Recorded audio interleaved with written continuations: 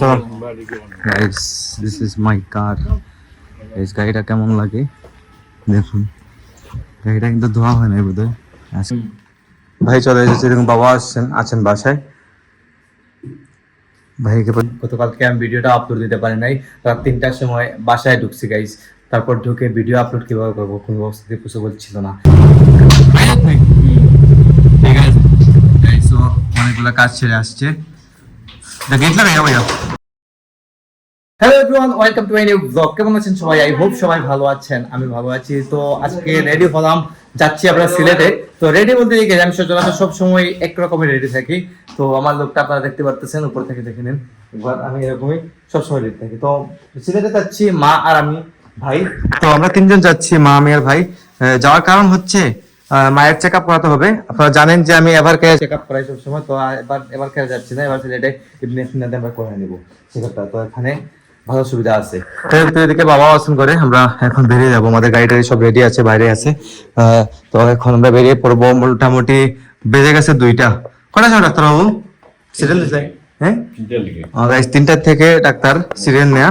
তো এই দেখুন ভাই এখন জুতা মুছতেছে, ও জুতা পরে নাই। তাড়াতাড়ি মুছলা ভাইয়া।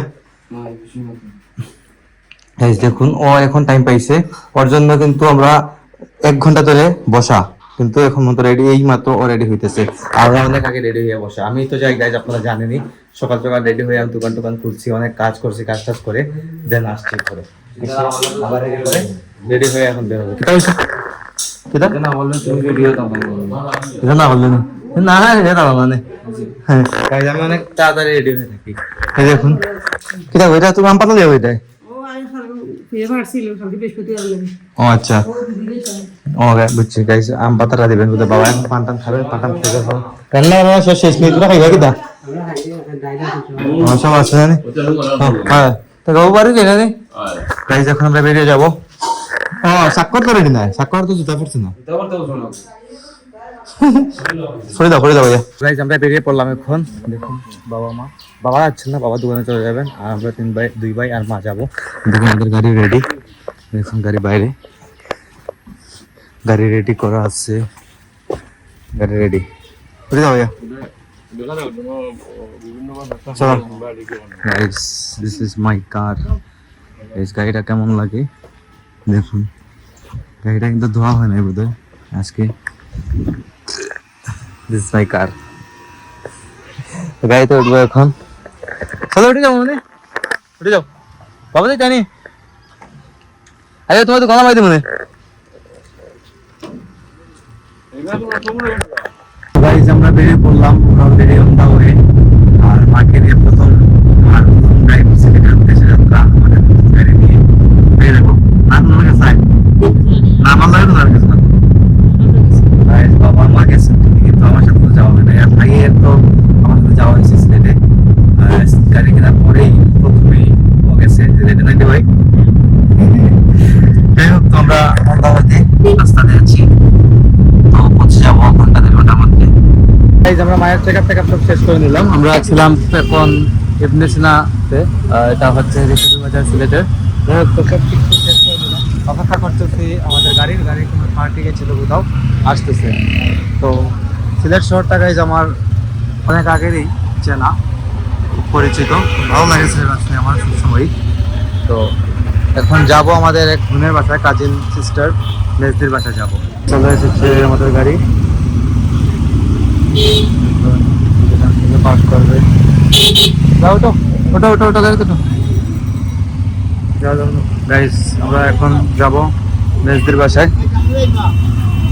তো guys this is next day. গতকালকে লেট নাইট সিলেট থেকে আমরা এসেছি, রাত্রে আসতে আসতে মোটামুটি 3টা বেজে গেছিল।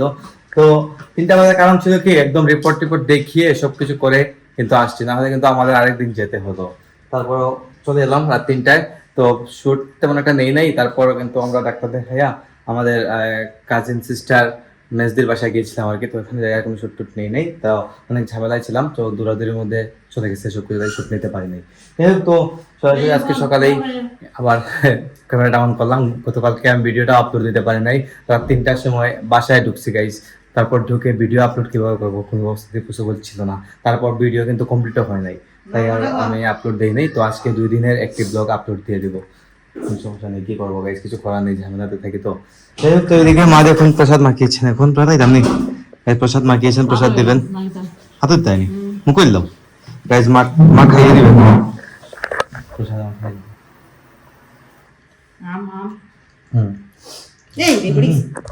মায়ের হাত থেকে পড়ে গেছে।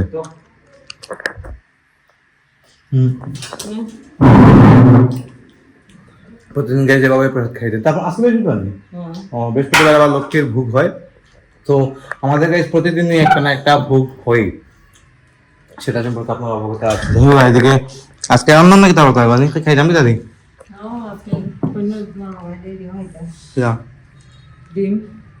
ডিম খাই যাবি।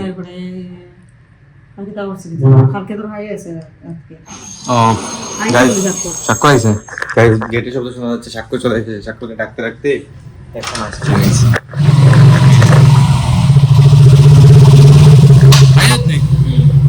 ঠিক আছে গাইস, সো অনেকগুলো কাজ ছেড়ে আসছে। গেট লাগাই ভাইয়া, গেট লাগাই গাইস। বাইরে দেখুন রোদের অবস্থা, দেখুন রোদের তাপ দেখুন, কি পরিমাণ গরম গাইস। গরম দিনে গরম লাগবে, এটা স্বাভাবিক বিষয়। ওকে, গেটটা খুলে দিই। বাইরে দেখি আর কাজ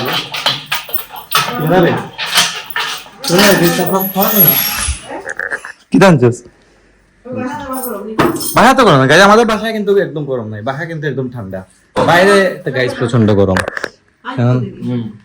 ভাই চলে এসেছে, এরকম বাবা আছেন বাসায়।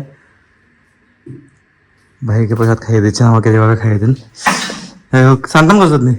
মুখ দিয়ে খাইলেই বুঝা যায় স্নান করছত না গাইস। ও স্নান টান কিন্তু একদম লেটে করে, সন্ধ্যার আগে কিন্তু স্নান টান করে খাওয়া দাওয়া করে, এটাই ওর কাজ। তো গাইস এখন আছি আমি আমার রুমে, লাঞ্চ টাঞ্চ করে কিছুক্ষণ রেস্ট করলাম। অলরেডি এখন হয়ে গেছে সন্ধ্যা, আর এখন আমি ভিডিও এডিটিং শুরু করবো। সকাল 9টায় ব্লগ আসতেছে, ফেসবুকে কিছুক্ষণ পরে আসতেছে। যদিও গাইস গতকালকে ব্লগ আমি আপলোড দিতে পারিনি, তার জন্য আমি অত্যন্ত দুঃখিত।